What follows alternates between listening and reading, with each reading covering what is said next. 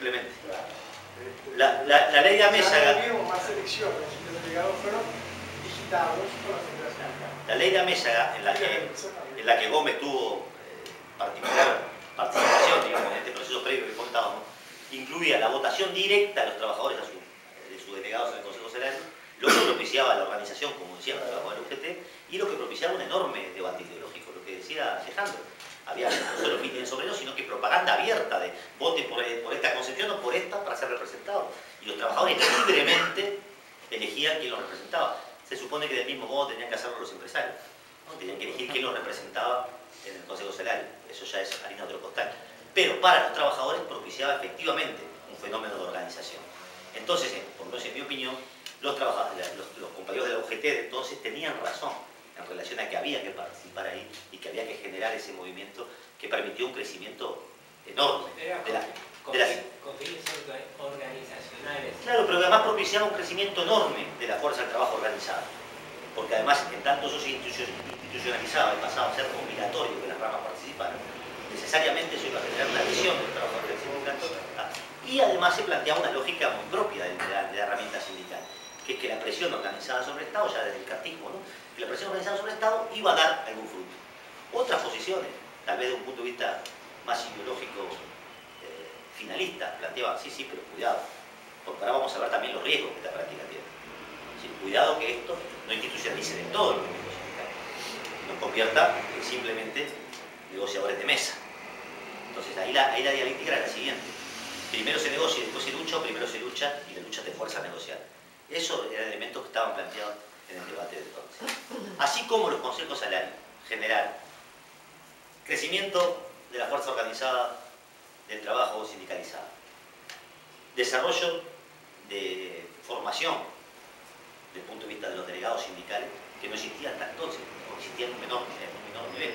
Ahí los trabajadores tenían que asistir a cursos de economía para ir a negociar, tenían que meterse con los libros de las empresas, tenían que discutir la rentabilidad y la ganancia empresarial. Mira, se dio todo un fenómeno bien interesante desde ese punto de vista. Así como en la negociación los trabajadores conquistaron una serie de beneficios.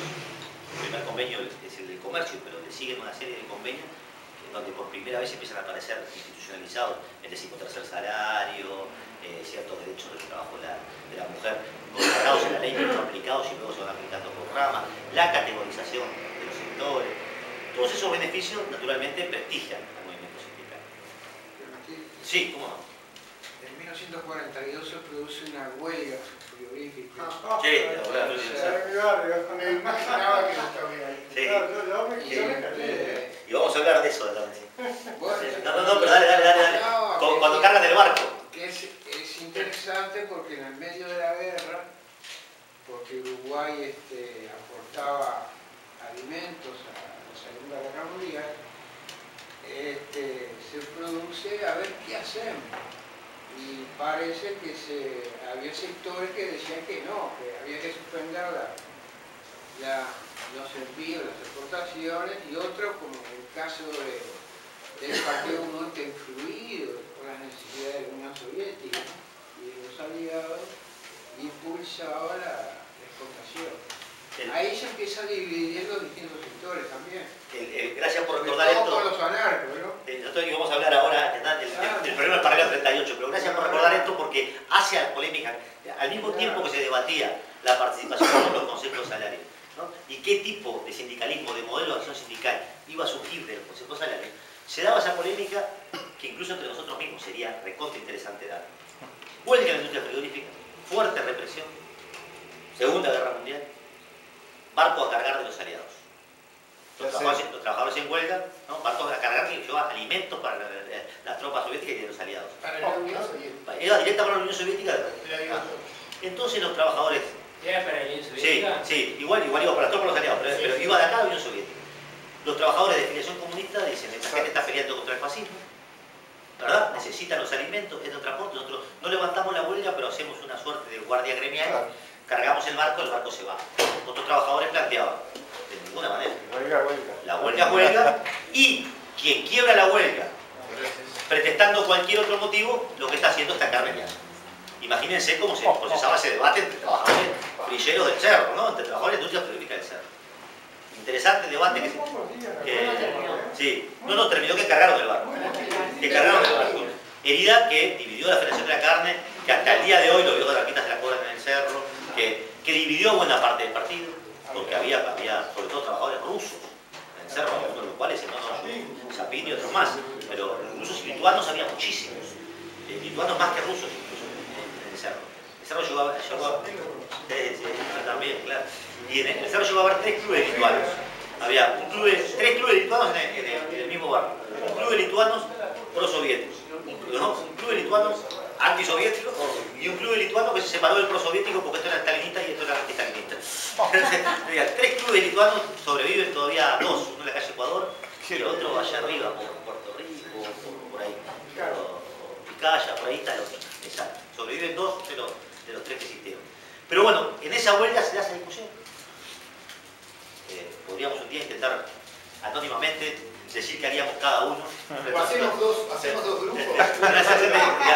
De esa naturaleza, ¿no? Yo defendí durante mucho tiempo, no es el objeto de esta charla, pero que no había que cargar el barco. Sobre todo cuando la Asamblea de los Trabajadores había resuelto continuar la huelga. Que esa era la actitud correcta que había que asumir los comunistas. Pero eso es todo un debate que más viene al caso. Así que no crees en las huelgas. ¿Cómo acaso para el funcionamiento de la CGT? Pero claro. Abrazó la unidad de la Claro, o sea, 10.000 tipos en contra cuando Renzi y socialistas y comunistas juntos tenían 10 votos. O sea, era masa trabajadora, recién paridos, se abrió una herida al seno de una huelga bastante interesante. En ese periodo, nos vamos sacando un rato ahí, en ese periodo es donde comienza a denominarse el cerro como paralelo 38, en alusión a la línea que separaba las dos Coreas, ¿no? Porque la medida más frecuente que tomaban los trabajadores era el corte del arroyo pantanoso, que impedía el ingreso, la barricada sobre el pantanoso, se pasó a llamar el cerro como el paralelo 38, en fin. Pero para ver el tipo de polémica que estaba instalado al mismo tiempo, y ahora volvemos, que se discutía la participación de los consejos salarios. Hasta ahora vimos que el Consejo Salario propició organización, aumentó la tasa de afiliación, generó dirigentes de mayor cualificación y conquistó una serie de reivindicaciones que teníamos. No era tan vieja como el sueldo mínimo nacional. Salario mínimo nacional, claro. Aguinaldo, salario mínimo nacional, derechos, regulaciones. Esas son hasta ahora los que todos vemos como beneficios de los consejos salarios. Licencia no. Veamos la contracara. ¿Qué generó? Y lo vamos a traer después a la actualidad. ¿Qué generó ese modelo de acción sindical? La aparición por primera vez de los dirigentes del Estado en el centro del movimiento sindical y de los negociadores profesionales. A partir de ahí. De la necesidad de la especialización de la dirección sindical en esas tareas. ¿No? Podría haberlos antes. Ese fue el desarrollo de el cargo de rentado, digamos, incluso se votaba, ¿no? Todavía era más democrático que ahora. Se votaba quién eran los representantes y esos representantes pasaban a cobrar ciertos viáticos, en general no mayor al que cobraban en el ejercicio de su tarea habitual, pero pasaban a ser rentadores sindicales. Y ciertamente, esto a esta altura ya es indiscutible, también fue generando una lógica de burocratización de ciertas estructuras sindicales, en donde la extensión de la negociación, el tipo de negociación que se establecía, la gradualidad, porque cuál es la lógica del Consejo Salario, uno llega con 20 puntos y si le dan 14 se va, que es una victoria, ¿verdad? Entonces, esa va instalando. Por eso nunca pide 14, por eso pide 20, claro, ¿no? O por eso pide 100 de salario para irse con 60.